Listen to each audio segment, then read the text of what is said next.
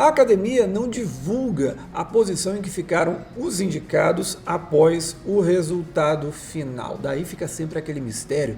Quem mais ameaçou o vencedor? Quem foi o último colocado? Nesse vídeo aqui eu tento fazer um exercício de adivinhação e especulo quais produções ficaram em segundo lugar, que mais ameaçaram a produção ganhadora de melhor filme. Isso nas décadas de 90, 2000, 2010 e também a atual.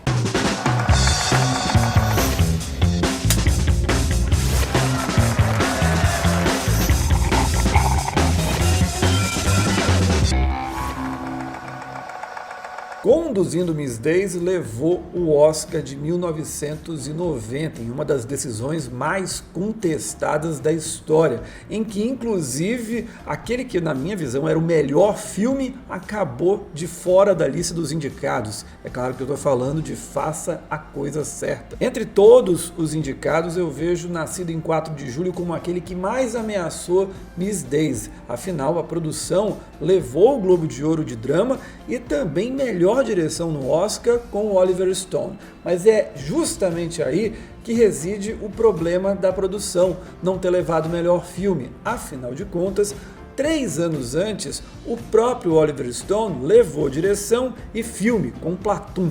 Repetir a dose poderia ter sido demais, e aí a academia resolveu ir por outro caminho. Deu Conduzindo Miss Daisy. Já em 1991, o Kevin Costner dominou a temporada de premiações com Dança com Lobos. Como o Poderoso Chefão 3 não correspondeu às expectativas, o maior rival do épico se tornou o clássico Os Bons Companheiros. Porém, o Martin Scorsese ainda não tinha caído nas graças totalmente do Oscar. Hannibal Lecter e Clarice Starling levaram a academia a premiar o improvável O Silêncio dos Inocentes. Com mais cara de Oscar, Bugsy seria um prêmio mais cômodo. Vale lembrar, aliás, que o drama do Warren Beatty venceu o Globo de Ouro em cima do suspense do Jonathan Demme. Os Imperdoáveis rendeu o primeiro Oscar da carreira do Clint Eastwood. Agora, naquela mesma temporada, 2 produções mandaram muito bem.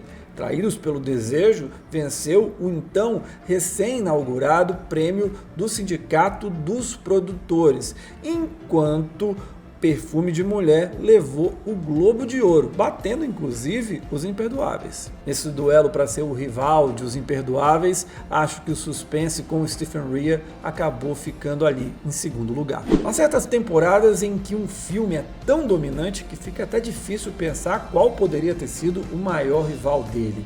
Foi assim com A Lista de Schindler, do Steven Spielberg. Agora, fazendo um exercício de pensamento, eu acho que ali naquela lista, muito boa, por sinal do Oscar 94, o piano foi quem poderia ter sido o azarão, até por conta da Palma de Ouro conquistada no Festival de Cannes. Também ganhador da Palma de Ouro, Pulp Fiction seria o filme perfeito para o Oscar consagrar o forte cinema independente norte-americano da década de 90. Faltou combinar, porém, com Forrest Gump, drama comovente com o ator do momento e efeitos visuais inovadores para a época. Receita impossível de resistir para a academia. Já em 96 aconteceu algo que hoje em dia parece muito improvável, parece muito estranho para quem acompanha a temporada de premiações. Apollo 13 levou o SEG, o DGA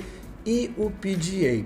Porém, ao ter sido esnobado em melhor direção com o Ron Howard, que nem sequer foi indicado no Oscar, a produção foi se enfraquecendo, dando vez para o Mel Gibson com Coração Valente. Já o Paciente Inglês dominou o Oscar de 97. Quem mais ameaçou foi Fargo, muito pela força da Frances McDormand, que venceu Melhor Atriz, e também dos irmãos Coen, que ganharam o roteiro original. Titanic atropelou tudo e todos em 1998. A vitória do épico do James Cameron foi pra lá de justa. Mas deu pena de Los Angeles Cidade Proibida, um noir de alto estilo, extremamente elogiado e que poderia ter feito a academia reviver os anos 1940 e 1950. Já o ganhador do PGA, DGA e de melhor direção com Steven Spielberg, O Resgate do Soldado Ryan foi o vencedor moral de 99.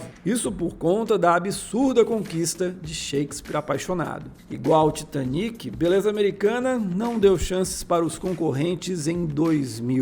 Dos 4 outros candidatos, O Informante do Michael Mann foi quem mais tentou ameaçar, mas nem chegou a fazer cócegas. A temporada de 2001 foi bem estranha. Gladiador era um sucesso de público, tinha uma boa recepção com a crítica e trazia os épicos clássicos de volta para a festa da academia. Deveria ser uma temporada tranquila, porém Traffic ameaçou bastante, ganhou o SEG e levou o Oscar de direção com Steven Soderbergh batendo o Ridley Scott. E por isso ele foi o segundo colocado nessa minha hipotética lista. Já Uma Mente Brilhante ganhou 2002 por ser bem convencional, diferente do seu maior rival, Moulin Rouge, um musical extravagante de montagem que lembrava os videoclipes da MTV.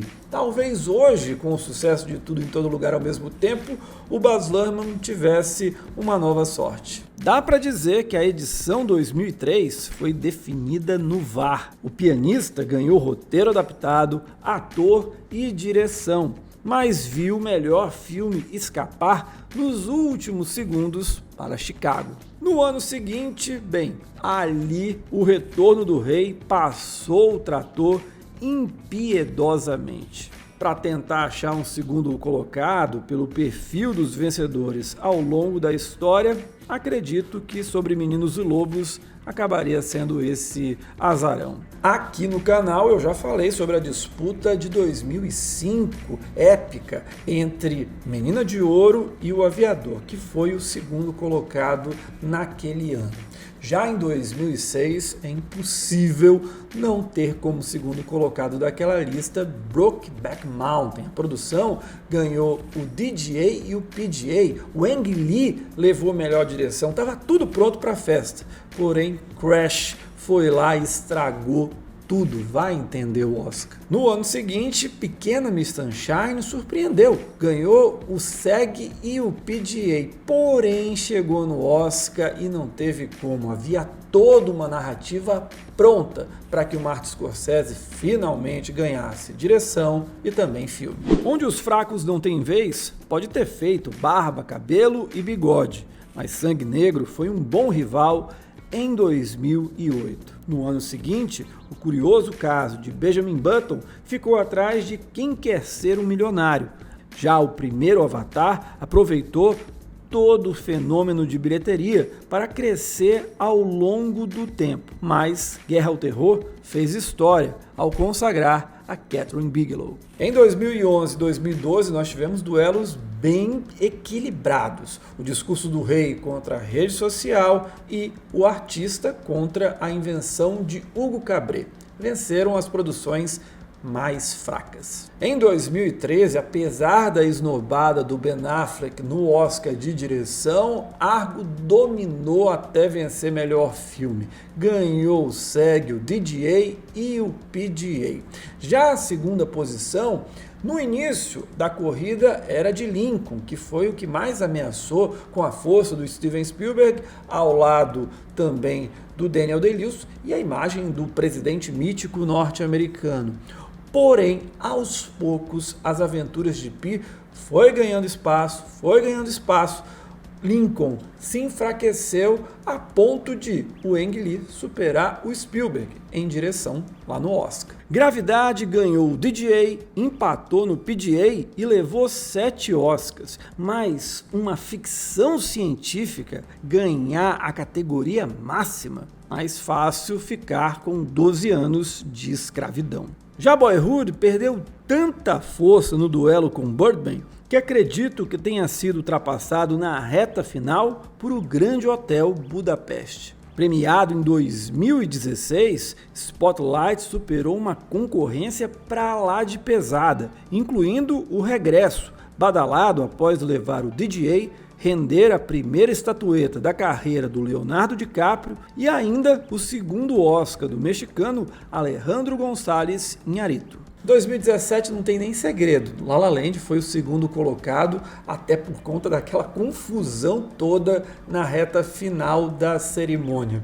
Já no ano seguinte, 3 Anúncios para um Crime tentou ameaçar a forma da água, ganhando o SEG e o BAFTA, mas no fim deu Guillermo del Toro. E em 2019, Roma ganhou vários prêmios técnicos, o Cuarón inclusive levou direção, porém bateu de frente com o estilo quadradão da academia e deu Green Book. No ano seguinte, porém, a academia se redimiu.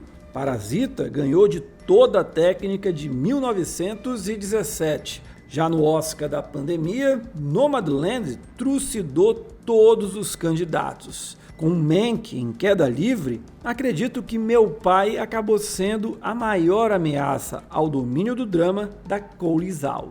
Em 2022, ainda atormenta a todos os cinéfilos a vitória de Coda sobre Ataque dos Cães. Por fim, Tudo em Todo Lugar ao mesmo tempo até sobrou nesse ano. Porém, o desempenho de Nada de Novo no Front no BAFTA e o crescimento do drama de guerra alemão provocaram um ligeiro temor no favoritismo da Sci-Fi da A24. Gostou do vídeo? Então curte, compartilhe e, claro, se inscreve e ative as notificações aqui do canal. Eu volto na segunda-feira falando sobre 5 casos de atores e atrizes que ganharam o Oscar e depois tiveram uma carreira bem mais ou menos. Então não perca, a gente se encontra até lá. Tchau!